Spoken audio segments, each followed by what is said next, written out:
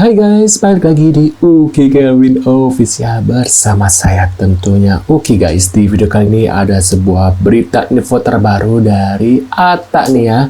Wow, ini lagi boom banget ya tentang kasusnya Atta bersama kalian pasti tahu.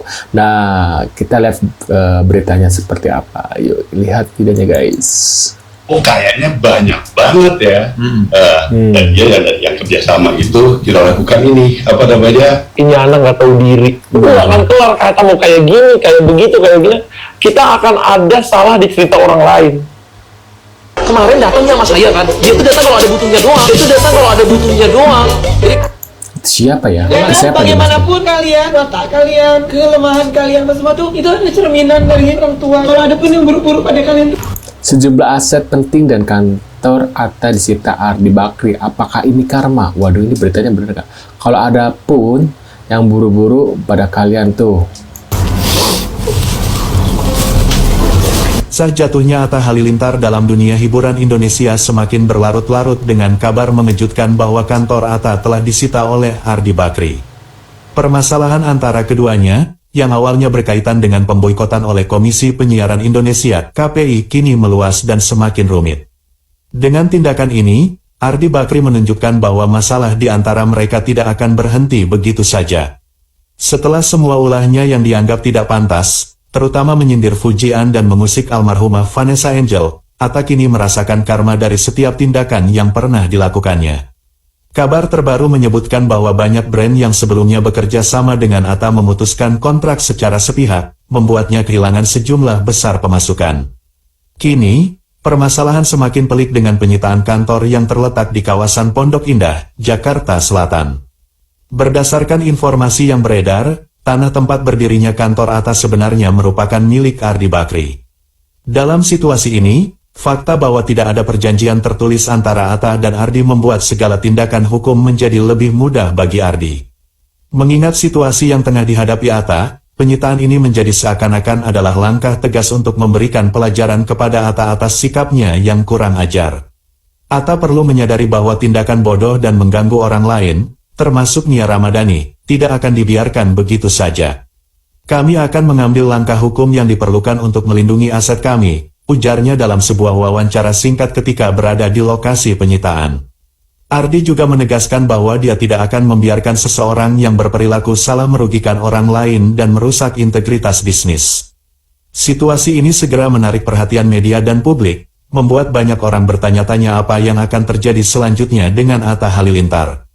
Banyak warganet yang memberikan komentar terkait masalah ini, berkomentar tentang karma yang menimpa Atta akibat perilaku buruknya. Saling menghormati itu sangat penting. Sikap Atta yang terlalu percaya diri justru berujung pada kerugian yang besar, kata seorang netizen di platform media sosial. Sementara itu, dari pihak Atta Halilintar, hingga kini belum ada tanggapan resmi mengenai penyitaan tersebut. Para fans dan penggemar Atta berharap agar ia bisa merespons dengan bijaksana dan memberikan interaksi yang positif, meskipun situasi saat ini seakan membebani dirinya. Kami berharap Atta bisa mencari cara untuk memperbaiki situasi dan menyesali kesalahan yang telah dibuat, tulis salah satu kapitalis media sosial. Kisah ini menyoroti perlunya setiap orang, terutama publik figur, untuk menjaga sikap dan komportamento. Setiap tindakan yang diambil harus dipikirkan dengan matang, karena dunia hiburan merupakan arena di mana reputasi dan nama baik bisa datang dan pergi dalam sekejap. Jaga selalu integritas baik dalam komunikasi maupun tindakan. Dengan perkembangan yang ada, situasi ini seharusnya menjadi pelajaran bagi Atta Halilintar. Mungkin ini saatnya baginya untuk introspeksi diri, memperbaiki kesalahan, dan memperhitungkan tindakan ke depan. Bagaimana ia bisa kembali bangkit dari keterpurukan ini menjadi pertanyaan besar yang banyak dipertanyakan masyarakat. Waduh, menurut Nanti kalian akan gimana? berulang lagi kekerasan-kekerasan yang berikutnya yang akan terjadi. Gila nggak tuh timnya Atta tuh? Harusnya yang kalian panggil itu yang nulis. Panggil yang nulis, tanya dia dapat informasi itu dari mana. Kalau dia ngibul, penjarain aja. So menurut gue itu adalah makhluk terbodoh yang harus dimusnahkan di muka bumi. Seseorang yang flexing itu? Semuanya. Kenapa? Kenapa dianggap Ngapain sih? bodoh? Apa gunanya sih? Emang dengan flexing lu bikin orang jadi bahagia gitu? Orang itu Waduh, menurut kalian gimana setelah melihat pendapat Tompi ya? Aku lihat berita itu, waduh, kasihan si Tompi ya. Bapak Tompi ini jadi kena pajak gitu ya. Waduh, gara-gara timnya Atta ya. Kita lanjut lagi. Kemarin sempet minta maaf gitu. Terus sekarang dia membuka aib agak yang mohon maaf ya, dia menzolimi orang yang telah tiada, yang orangnya tidak bisa berkata apa-apa gitu kan.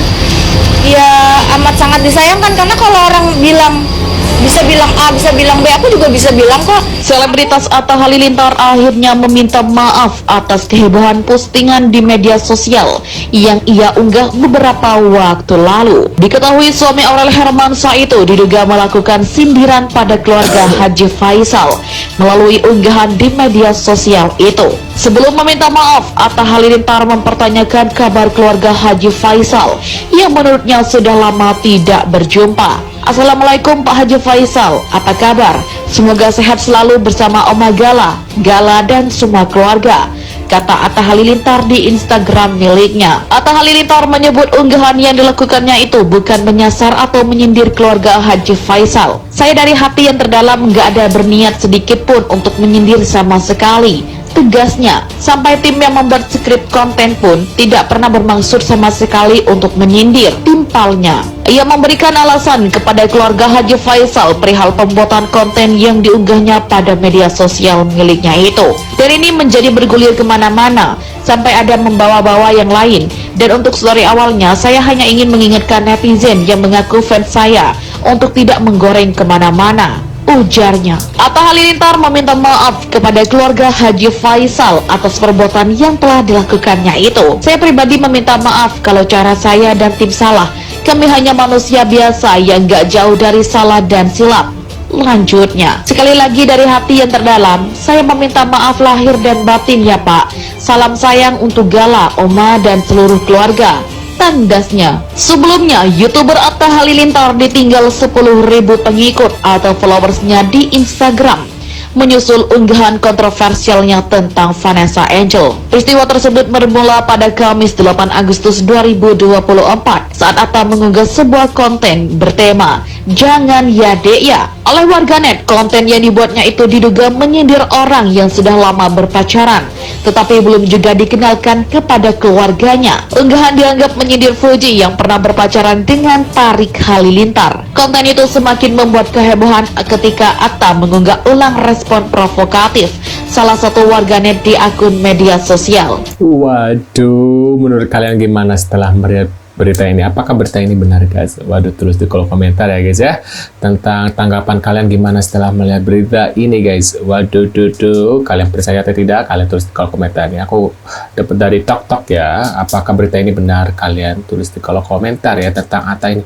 Dan menurut aku ya, tentang tanggapan postingan Atta itu ya, kita kan sebagai public, seandainya ya dia kan public figure gitu ya, haruslah bijak dalam memposting sesuatu, karena setiap tindakan orang yang public figure seperti Atta itu pasti disorot oleh media gitu ya guys. Makanya ya kalau udah jadi public figure tuh harus berhati-hatilah dalam sikap dan tindakan apapun ya, dalam berkata, dalam melakukan kayak memposting sesuatu gitu ya. Ya jadi pelajaran aja buat dia gitu ya, buat Atta ya, supaya kedepannya lebih berhati-hati. Atau emang ini sengaja supaya ya mungkin kalau nggak nyenggol nggak makan gitu ya, supaya tenar lagi namanya dia, aku nggak tahu ya. Tulis di kolom komentar. Terima kasih sudah hadir dan jangan lupa bantu subscribe, klik like, dan sampai jumpa di video selanjutnya. Sehat selalu buat kalian yang selalu nonton video aku dan berkah dalam hidupnya. See you guys.